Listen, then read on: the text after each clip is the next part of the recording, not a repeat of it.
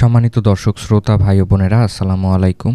Stock investor BD চ্যানেলের পক্ষ থেকে আপনাদের সবাইকে স্বাগতম জানাচ্ছি। আমি আজকে আপনাদের সাথে ঢাকা স্টক এক্সচেঞ্জের প্রধান সূচক dsebd ইন্ডেক্স নিয়ে আলোচনা করব এবং আগামী কার্যদিবসটি শেয়ার বাজারে কেমন যেতে পারে এই বিষয়টি আপনাদের সামনে তুলে ধরার চেষ্টা করব এবং আলোচনার মাধ্যমে বুঝিয়ে দেওয়ার চেষ্টা করব।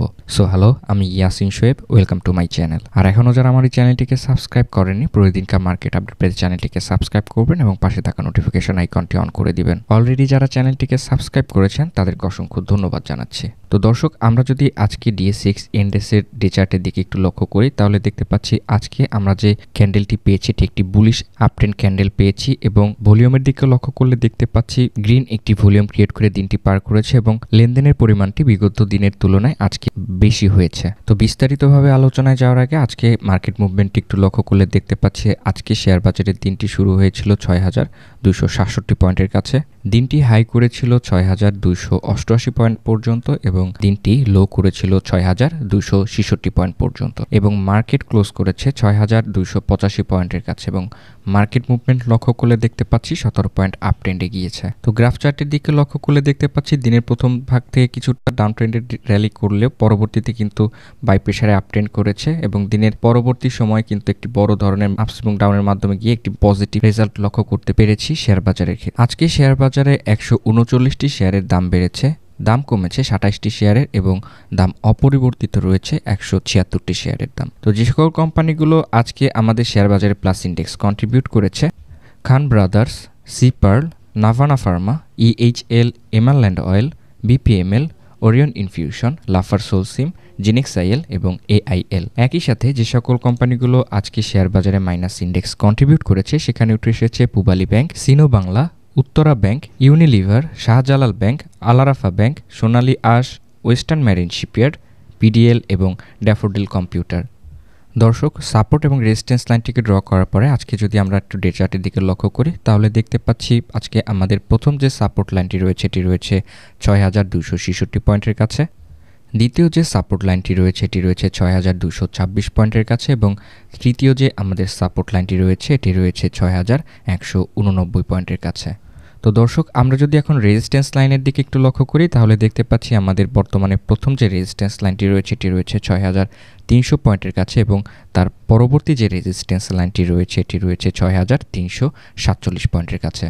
তো দর্শক, সাপোর্ট এবং রেজিস্ট্যান্স লাইনটিকে দেখার পর আমরা যদি এখন ডে চার্টের দিকে একটু লক্ষ্য করি তাহলে দেখতে পাচ্ছি যে আজকে আমাদের যে ক্যান্ডেলটি আপ ট্রেন্ড করেছিল এই ক্যান্ডেলটি আমাদের ৬,২৬৬ পয়েন্টের কাছে যে সাপোর্ট লেভেলটি রয়েছে এখান থেকে আবার রিকভারি করে কিন্তু আপ ট্রেন্ডে গিয়েছে। বিগত দিনে যে আমাদের রেড একটি ডজি ক্রিয়েট করে ফেলেছিল সেখান থেকে রিকভারি করে আপ ট্রেন্ডে গিয়েছে আজকের বাজারটি এবং বিগত দিনেই কিন্তু আমরা দেখতে পাচ্ছি যে ৬,২৬৬ পয়েন্টের যে সাপোর্ট লাইনটি রয়েছে এখানে কিন্তু একটি সাপোর্ট পেয়েছে এবং দিন শেষে কিন্তু এখানে সাপোর্ট পেয়ে আজকে আমরা একটি বড় ধরনের আপট্রেন্ডের ক্যান্ডেল পেয়েছি।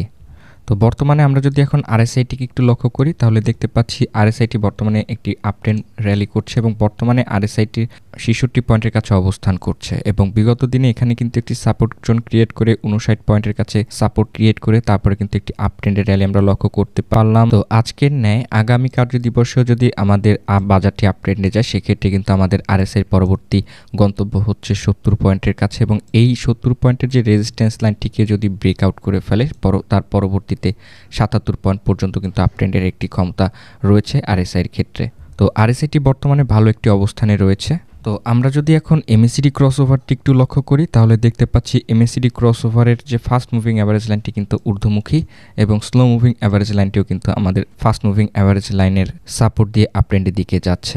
তো বিগত দিনে MACD ক্রসওভারে এখানে একটি ক্রসওভার ক্রিয়েট করে যে আপট্রেন্ডে গিয়েছে এটি কিন্তু একটি স্বস্তিদায়ক বর্তমানে। তো যাই হোক, বর্তমানে আমরা যদি এখন MACD ক্রসওভারের ভলিউমের দিকে লক্ষ্য করি তাহলে দেখতে পাচ্ছি বিগত দিনের যে ডাউন ট্রেন্ডের ভলিউমগুলোকে রিকভারি করে আপ ট্রেন্ডের দিকে যাচ্ছে এবং গ্রিন একটি ভলিউম, স্ট্রংলি একটি গ্রিন ভলিউম আমরা পেয়েছি আজকে শেয়ার বাজারে। তো MACD ক্রসওভার থেকেও কিন্তু আমরা পজিটিভ সিগন্যাল পাচ্ছি এবং বাজারটি কিন্তু বর্তমানে ঊর্ধ্বমুখী অবস্থানে রয়েছে। তো MACD ক্রসওভার এবং RSIটি দেখার পরে যদি আমরা একটু আবারও ক্যান্ডেলস্টিক প্যাটার্নে যদি চলে যাই তাহলে ক্যান্ডেলটি যদি একটু বড় করে অবস্থানে দেখি তাহলে দেখতে পাচ্ছি যে ৬,২৮৭ পয়েন্টের কাছে কিন্তু আজকে আমাদের শেয়ার বাজারটি কিন্তু একটি হায়ার হাই ক্রিয়েট করে ফেলেছে এবং দিন শেষে 2 পয়েন্ট কিন্তু কমে ৬,২৮৫ পয়েন্ট পর্যন্ত কিন্তু এসে মার্কেটটি ক্লোজ করেছে। তো এইখানে আজকে যে একটি হায়ার হাই ক্রিয়েট করেছে ৬,২৮৭ পয়েন্টের কাছে। তো আগামী কার্যদিবসে আমরা যারা বিনিয়োগ করব বলে চিন্তা ভাবনা করছি, অবশ্যই এই দিকে একটু খেয়াল রেখে তারপরে বিনিয়োগের সিদ্ধান্ত নেওয়াটাই ভালো হবে। যদি আমাদের এই যে ৬,২৮৭ পয়েন্টের এই রেজিস্ট্যান্স লাইনটি যদি ব্রেকআউট করে, সংক্ষিপ্ত রেজিস্ট্যান্স লাইনটি, এটিকে ব্রেকআউট করলে তারপরে পরবর্তীতে তার গন্তব্য হবে কিন্তু ৬,৩০০ পয়েন্টের যে রেজিস্ট্যান্স লাইনটি, এইটি পর্যন্ত। তো অবশ্যই আগামীকালকে যারা আমরা ইনভেস্ট করবো বলে চিন্তাভাবনা করছি, এই যে ৬,২৮৭ পয়েন্টের রেজিস্ট্যান্স লাইনটিকে ব্রেকআউট করে ফেলে কিনা, সেক্ষেত্রে একটু নজর দিয়ে তারপরে বিনিয়োগের সিদ্ধান্ত নেওয়াটা ভালো হবে। তো আগামীকালকের বাজারটি যেহেতু আমাদের আরএসআই থেকে পজিটিভ সিগন্যাল পাচ্ছি, এমএসিডি ক্রসওভার থেকেও পজিটিভ সিগন্যাল পাচ্ছি এবং ক্যান্ডেলস্টিক থেকেও কিন্তু পজিটিভ সিগন্যাল পাচ্ছি, সেক্ষেত্রে আমরা আশা করতেই পারি আগামী কার্যদিবসে আমাদের শেয়ার বাজারটি আপট্রেন্ড করবে এবং এই যে ৬,২৮৭ পয়েন্টের যে হায়ার হাই ক্রিয়েট করে ফেলেছে, এটিকে ব্রেকআউট করে ৬,৩৯৩ পয়েন্ট পর্যন্ত কিন্তু আপট্রেন্ড করার একটি সক্ষমতা দেখাতে পারে বলে আমি ধারণা করছি। তো ধন্যবাদ সবাইকে আমার এই ভিডিওটি দেখার জন্য। এখনও যারা আমার এই চ্যানেলটিকে সাবস্ক্রাইব করেনি, প্রতিদিনকার মার্কেট আপডেট পেতে চ্যানেলটিকে সাবস্ক্রাইব করবেন এবং পাশে থাকা নোটিফিকেশন আইকনটি অন করে দিবেন। অলরেডি যারা চ্যানেলটিকে সাবস্ক্রাইব করেছেন তাদেরকে অসংখ্য ধন্যবাদ জানাচ্ছি। আপনার এবং আপনার পরিবারের সবার সুস্বাস্থ্য এবং মঙ্গল কামনায় ভিডিওটি শেষ করছি। আমার জন্য দোয়া করবেন এবং আমার পরিবারের জন্য দোয়া করবেন। আসসালামু আলাইকুম।